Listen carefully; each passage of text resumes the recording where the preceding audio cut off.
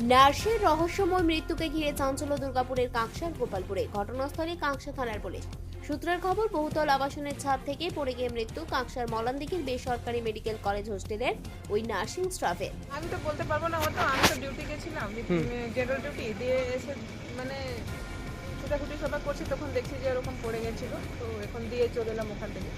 কে পড়ে গেছিল? মন্দিরা পাল, কে কোথায় কাজ করতো? সোনাকা হসপিটালে কিসের স্টাফ ছিল? Nursing staff. আচ্ছা, মানে 14 তলা থেকে? 8 তলা থেকে। আট কোথা তলা- থেকে পড়েছে জানি না এক্সাক্ট, কিন্তু নিচে পড়েছিল। মানে কি, মানে কেন, মানে অসাবধানতা বশত বা কি জন্য? আমি কিছুই জানি না, আমি তো সেই নিজের, আমি তো 10 তলাতে থাকি। আচ্ছা, আপনি কিভাবে জানতে পারলেন?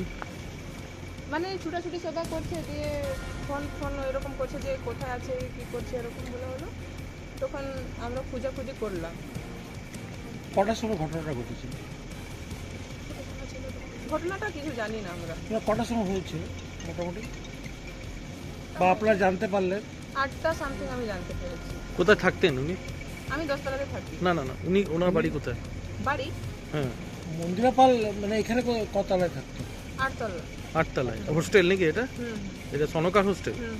আচ্ছা, ঠিক ঠিক আছে। আপনার Thank নাম? you. বিম্বিয়া কুমারী। কি নাম? বিম্বিয়া কুমারী। আচ্ছা, আপনি কি ওনার সহপাঠী? মানে না, সহপাঠী নেই, কাজ করেন? আমি এখানে কাজ করি। মানে এখানে কাজ করার মতো হোস্টেলে? আমি সোনাকা হোটেলের এমপ্লয়ি। ঠিক আছে, ঠিক আছে। খবর পাওয়ার সাথে সাথে ঘটনাস্থলে ছুটে আসে পুলিশ।